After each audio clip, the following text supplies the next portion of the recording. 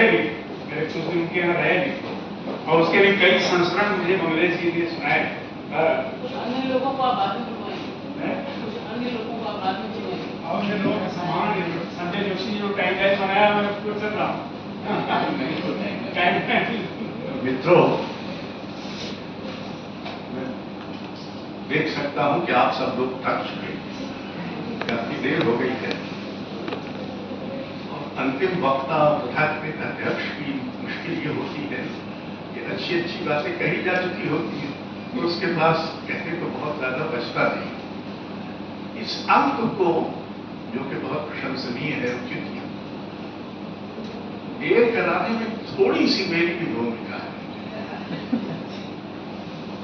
मैंने भी बहुत टाला, और अजय जी इतना विस्तार करते रहे, और मुझे ये ख्याल था कि सबसे पहले मैंने मंगलेश डबराल पर एक नकारात्मक अंश एक निबंध में लिखा था, जो बिहार में था, मतलब 67-68 के करीब, और उसमें मैंने उनकी और दिनेश जोशी और कोई थे, उनकी घोर भर्त्सना की थी, और उसका उदाहरण मैंने सोचा देना चाहिए कि पहले मैंने ये लिखा था।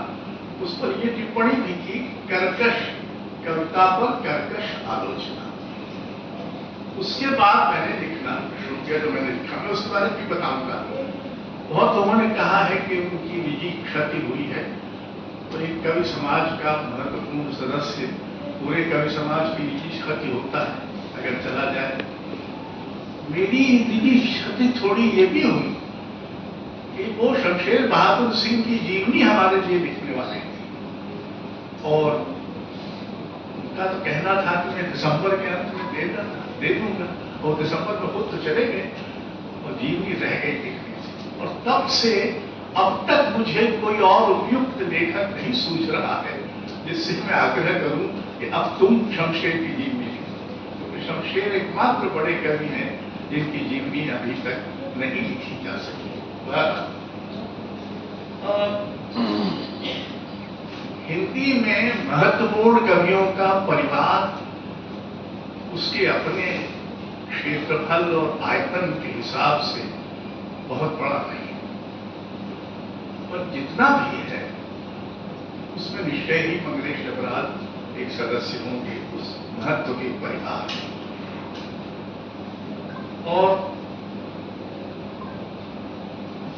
मुझे जो बात उनके बारे में सबसे आकर्षक लगती है कवि के रूप में, वो है उनमें जो जीवन स्पंदित होता है। मैंने अपने लेख में कहा है कि वो जीवन के असबाब के कवि। आप उनके शीर्षक देखिए, आज कविताएं पढ़ी गई, पिताजी का चश्मा, फलाने की एक तस्वीर, माँ की तस्वीर पर एक उनकी कविता है, इत्यादि इत्यादि। ये जो जीवन के साधारण जीवन की छोटी छोटी चीजें हैं, इनको उनकी कविता सहेजती है, और ये वो चीजें हैं जो आमतौर पर कवि दृष्टि से भी अनदेखी रह जाती। छोटी छोटी चीजों से एक दो चीजें बनती हैं उनके यहाँ, बल्कि तीन। एक तो एक स्थानीयता बनती है, बिना स्थानीयता के कविता संभव नहीं। कविता के लिए तो एक स्थान चाहिए, और वो स्थान मंगलेश के यहाँ बनता है। पहले पहाड़ से बनता था, लेकिन बाद में वो एक जो नागरिक जीवन है वो स्थान बनता है, उससे स्थानीयता। और दूसरी बात, उससे नए किस्म की ऐन्द्रियता पैदा हो। हम लोग जो ऐन्द्रियता का जो पारंपरिक स्रोत है तो प्रेम और इस तरह की चीजें हैं, प्रकृति वगैरह है, लेकिन चश्मे का, जूते का, कलम का, इनको भी एक ऐन्द्रियता का रूपक बना देना, ये उनका कमाल है। और तीसरा, उनके यहाँ विचार जो है वो अलग से नहीं आता, और यही उनको बचा लेता है। वो विचार उनकी इंद्रियता से उपजता है, बल्कि ये कहा जाना चाहिए कि वो विचार को इंद्रिय बना देते हैं। और फिर आप उस विचार से बच नहीं पाते। तो ये जो और 3 तरह के बोध उनके यहां साफ नजर आते हैं। एक तो स्थान का बोध है, दूसरा समय का बोध है। ये कविता किस समय में लिखी जा रही है, इसका एक बहुत गहरा तीखा बोध है। और तीसरा बोध ये है जो स्मृतियों से। मंगलेश डबराल की कविता स्मृति की भी कविता है, वो स्थान की भी कविता है, वो केंद्रीयता की भी कविता है और विचार की भी कविता है। और इन चारों का जो संगठन है वो ऐसा है कि किसी एक को आप दूसरे से अलग करके देख या सुन नहीं सकते, भले विश्लेषण के लिए आप उसको अलग अलग देख पाए, जैसा कि मैं कर रहा हूं। इस पर कम ध्यान दिया गया, हमारे किसी मित्र ने इसका जिक्र ही नहीं किया। मंगलेश की अपनी एक भाषा है और उस भाषा में उनकी अपनी एक लय है, जिसको आप मंगलेश लय कह सकते हैं। वो गद्य की तरह कविता लिखते हैं, लेकिन उसमें ऐसी सांगीतिकता पैदा कर देते हैं जिससे वो कविता के धरातल पर चली जाती है। ये काम आसान नहीं है। अभी आपने जो उनका काव्य पाठ सुना, उसमें भी वो पढ़ रहे हैं जैसे गद्य पढ़ रहे हैं, लेकिन उसमें एक झंकार है, एक अंतर्ध्वनि है लय की, जो उसको मंगलेश डबराल की कविता बनाती है।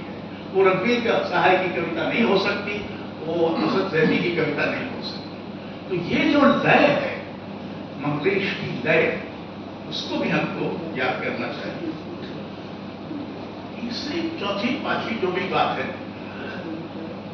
मंगलेश में संवेदनशीलता है पर भावुकता नहीं है, भाव प्रवणता है लेकिन अतिशयता नहीं है, अतिरेक नहीं है। और ये संयम से, ये काव्य कौशल का संयम है कि वो उसी शब्द का इस्तेमाल करते हैं जो शब्द वहां होना चाहिए। उनकी कविताओं से हमारे उदय खंडी में कहते हैं सत्कारा, यानी अतिरिक्त। ये लगे कि इस शब्द को हटा, ये शब्द यहाँ बेकार है, ये शब्द जरूरत से ज्यादा है, ये दोहराव है, ऐसा कोई शब्द आप नहीं खोज सकते। मैंने एक बार ये कोशिश की थी कि कुछ कवियों के ऐसे शब्द निकालूं कि अगर ये शब्द न होता तो कविता बेहतर होती। उसमें मंगलेश की कोई कविता शामिल नहीं की जा सकती। यहाँ एक चुस्त शिल्प है, शिल्प पर भी ध्यान देना जरूरी है। कविता बिना शिल्प, अगर कविता बिना शब्दों के, बिना स्मृति के, बिना कल्पना के, बिना स्थानीयता के, बिना ऐन्द्रियता के, बिना विचार के नहीं बनती, तो बिना शिल्प के भी नहीं बनती। कविता एक कौशल है जो आपको आना चाहिए। अगर नहीं आता तो सिर्फ ये सब भी हो तब भी कविता नहीं बनेगी। और मैं समझता हूं कि इसी तरह की फिजूल खर्ची से मंगलेश हमेशा बची, चाहे वो वैचारिक फिजूल खर्ची हो, चाहे भावात्मक फिजूल खर्ची हो, चाहे भाषात्मक फिजूल खर्ची। मुझे लगता है कि प्रतिबद्धता और प्रतिभा में हमेशा कोई न कोई तनाव होता है, कोई न कोई द्वंद्व होता है। ऐसा तो नहीं हो सकता, वो द्वंद्व उसी के यहां होता है जिसके यहां प्रतिबद्धता के साथ साथ प्रतिभा भी हो। और हमारे सारे बड़े जो प्रतिबद्ध कवि हुए हैं, उनमें ये द्वंद्व बहुत मुखर है। और वो उनकी खूबी ये है कि वो इस द्वंद्व को किसी एक के पक्ष में समाधान नहीं करते, वो उस द्वंद्व को रहने देते। यानी जो प्रतिभा और प्रतिबद्धता का द्वंद्व है वो कविता में बना रहता है, उसको कविता से बाहर नहीं किया जाता और उसको किसी तरह से सुलझाने का कि एक बचे दूसरा गायब हो जाए, कविता तो कई तरह के द्वैतों से बनती है और उनमें से कुछ द्वैत अंतर्विरोध के भी बनते हैं, यानी सोचते आप कुछ में वो कुछ और जाता है। ये भी एक द्वैत है। सोच के जो आप चले थे कि इस रास्ते पे जाएंगे, चले किसी और रास्ते पे जाते। इन सब के बावजूद मंगलेश डबराल की कविता एक सजग नागरिक की कविता है। ऐसा नागरिक जो अपने को जिम्मेदार मानता है, अपने को जवाबदेह मानता है, जो साक्षी भी है और आत्मलिप्ति को भी देख पाता है। ये नहीं है, वो बहुत आसान है दुनिया को नरक बनाने के लिए दूसरों को जिम्मेदार ठहराना, जैसा कि मुक्तिबोध के यहां था। इसी तरह से किसी हद तक मंगलेश डबराल में ये आत्मलिप्ति का स्वीकार नहीं है। ये नहीं है कि दूसरे ही नरक बना रहे हैं, हम सब मिलकर एक नरक बना रहे हैं और हम सबकी इस नरक के बनाने में भूमिका है। कविता का काम इतना भर है कि वो आपको इस नरक को भी दिखा दे और ये भी बता दे कि आप भी इसमें हिस्सेदार हैं। और फिर वो सब प्रश्न जो हमारे मित्रों ने सब प्रश्नों को पूछने और अपनी जवाबदेही, प्रश्न पूछकर जवाब देने का काम दूसरों के लिए आप नहीं कर रहे हैं, वो तो बहुत आसान है। जो प्रश्न उठते हैं उसके प्रति आपकी जो जवाबदेही है उसका इजहार कविता में अगर है तभी वो कविता मानवीय भी होगी, प्रामाणिक भी होगी और किसी हद तक मुक्तिदायी भी होगी, क्योंकि वो हमें बताएगी कि हम भी हिस्सेदार हैं, हम भी जिम्मेदार हैं।